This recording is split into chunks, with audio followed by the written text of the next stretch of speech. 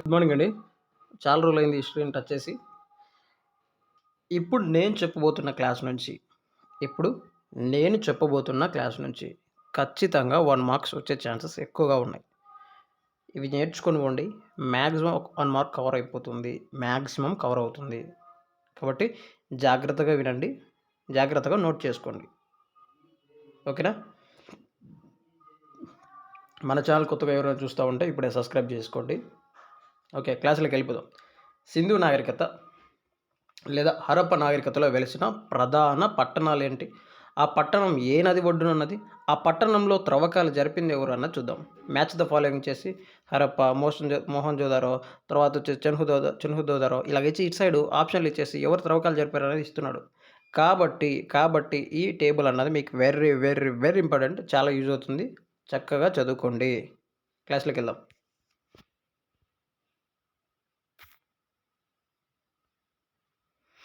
హరప్ప అండి.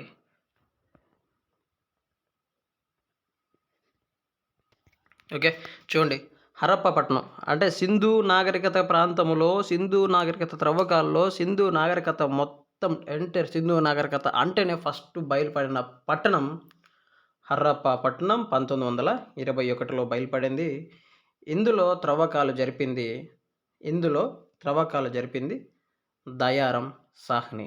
Very very very important అండి, గుర్తుపెట్టుకోండి. హరప్ప పట్టణం నందు త్రవ్వకాలు జరిపింది దయారం సాహ్ని. ఎప్పుడు అంటే 1921లో. ఇది రావి నది ఒడ్డున ఉన్నది. రావి నది. రావి నది వెరీ వెరీ ఇంపార్టెంట్ అండి. ఏ సంవత్సరంలో అంటే 1921. తర్వాత నెక్స్ట్ మోహన్జాదారోలో త్రవ్వకాలు జరిపింది ఎవరు అంటే ఆర్డి బెనర్జీ. ఈ మోహన్జోదారో మీద చాలాసార్లు బిట్ అడిగండి. స్నాన వాటిక ఉన్నది ఎక్కడ, గుడ్డ ముక్క ఎక్కడ, తర్వాత ఆ గడ్డపు ఉన్న వ్యక్తి బొమ్మ ఎక్కడ, ఇలా చాలాసార్లు అడిగాడు. ఇవన్నీ ఇంపార్టెంట్. నేను ఆల్రెడీ మెయిన్ క్లాస్ చెప్పాను. ఆ క్లాస్తో పాటు ఈ టేబుల్ అనేది గుర్తుపెట్టుకోండి. ఈ స్మార్ట్ టేబుల్ అన్నట్లు గుర్తుపెట్టుకోండి. Very important. మోహన్జోదారోలో త్రవ్వకాలు జరిపింది ఎవరు అంటే ఆర్డి బెనర్జీ. ఇది ఏ నది ఒడ్డున ఉన్నదంటే సింధు నది ఒడ్డున ఉన్నది. ఏ నది ఒడ్డున ఉన్నది అంటే సింధు నది ఒడ్డున ఉన్నది. ఏ సంవత్సరంలో త్రవ్వకాలు జరిపారంటే వెరీ వెరీ ఇంపార్టెంట్ అంటే ఏ సంవత్సరంలో త్రవ్వకాలు జరిపారంటే ఇయర్ అన్నది మ్యాక్సిమం అడగడు. ఇయర్ అన్నది మ్యాక్సిమం అడగట్లేదు. నేను ప్రీవియస్ పేపర్లో చూసి ఇయర్ అన్నది మ్యాక్సిమం అడగట్లేదు. మెయిన్ పట్టణం అడుగుతున్నారు, అందులో త్రవ్వకాలు జరిపింది అడుగుతున్నారు. వీళ్ళిద్దరు పేర్లు అడుగుతున్నారు. ఈ రెండు అందుకే పెట్టాను. ఇయర్ పెట్టలేదు. గుర్తుపెట్టుకోవడానికి కోసం నేను మెన్షన్ చేస్తున్నాను. ఆల్రెడీ మీకు మెయిన్ క్లాస్లో బాగా చెప్పాను. మోహన్జోదారోలో త్రవ్వకాలు జరిపింది ఆర్డి బెనర్జీ. ఇయర్ వచ్చేసి ఎప్పుడు అంటే 1922లో. తర్వాత చెన్హుదారోలో ఎవరు త్రవ్వకాలు జరిపించారంటే ముజందర్ అండి.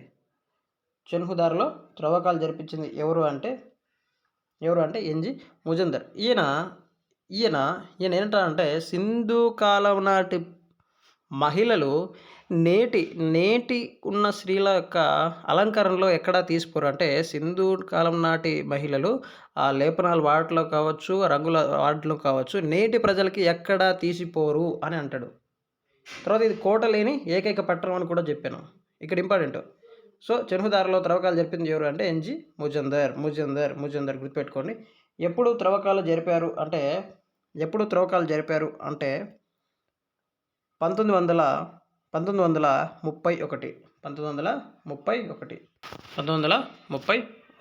తర్వాత బన్వాలి త్రవ్వకాలు జరిపింది ఎవరు అంటే బిస్త్ అండి. బన్వాలిలో త్రవ్వకాలు జరిపింది ఎవరు అంటే ఆర్ఎస్ బిస్త్. ఏ నది ఒడ్డున ఉన్నది బన్వాలి అంటే సరస్వతి నది ఒడ్డున ఉన్నది. ఏ నది ఒడ్డున ఉన్నది అంటే సరస్వతి నది ఒడ్డున ఉన్నది. ఇక్కడ ఏ సంవత్సరాల్లో త్రవ్వకాలు జరిపారు అంటే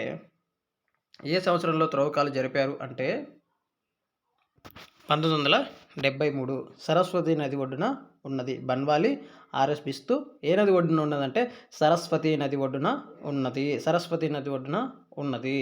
తర్వాత కాళీబంగన్ అని పేరు నాకు అర్థం ఏంటి అంటే నల్లటి గాజులు అని అర్థం. ఇక్కడ ఉన్న నది ఏంటంటే గగ్గర్ నది. నేను క్లాస్ చెప్పేటప్పుడు మరీ డీప్గా చెప్పాను.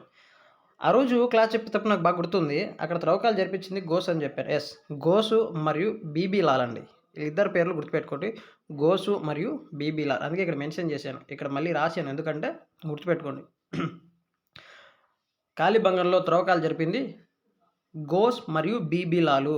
గోస్ మరియు బీబీలాల్. గోస్ మరియు బీబీలాల్ వెరీ వెరీ ఇంపార్టెంట్ అండి.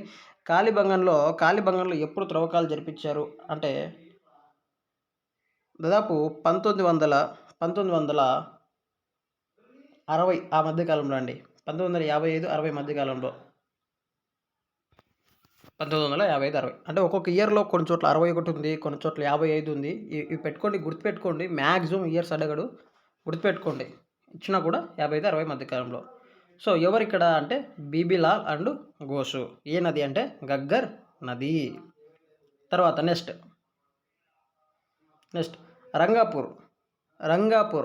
రంగాపూర్‌లో త్రవ్వకాలు జరిపించింది ఎవరు? రంగాపూర్‌లో త్రవ్వకాలు జరిపించింది ఎవరు అంటే ఎంఎస్ వాట్స్. రంగాపూర్‌లో త్రవ్వకాలు జరిపించింది ఎవరు అంటే ఎంఎస్ వాట్స్ అండి. ఈ రంగాపూరు నేను ఆ రోజు కోడ్ మరీ చెప్పింటాను. రంగా మరియు వరి. రంగా ఇక్కడ వరి వరి వరి వరి అవశేషాలు వరి పండించిన అవశేషాలు ఇక్కడ లభించాయి. రంగాపూర్‌లో వరి పండించిన అవశేషాలు ఇక్కడ లభించాయి. ఏ సంవత్సరం అంటే 1953. రంగాపూర్ అంటేనే మీకు గుర్తు రావాల్సింది ఎంఎస్ వాట్స్. ఇది చాలా ఇంపార్టెంటు. ఇక్కడ లభించింది అంటే వరి పండించిన అవశేషాలు ఇక్కడ లభించాయి. ఏ సంవత్సరంలో త్రవ్వకాలు జరిపారంటే 1953. తర్వాత రంగాపూర్‌లో ఎప్పుడు అంటే 1953 ఇక్కడ త్రవ్వకాలు జరిపించింది ఎవరు అంటే ఎంఎస్ వాట్స్ అండి. ఏ నది ఒడ్డున అంటే బాదర్ నది ఒడ్డున.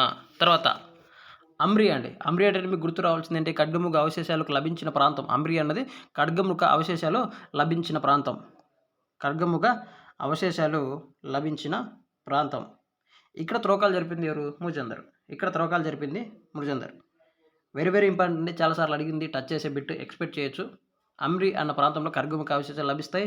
ఇక్కడ త్రవ్వకాలు జరిపింది ముజందర్ అండి. ఎన్జి ముజందర్.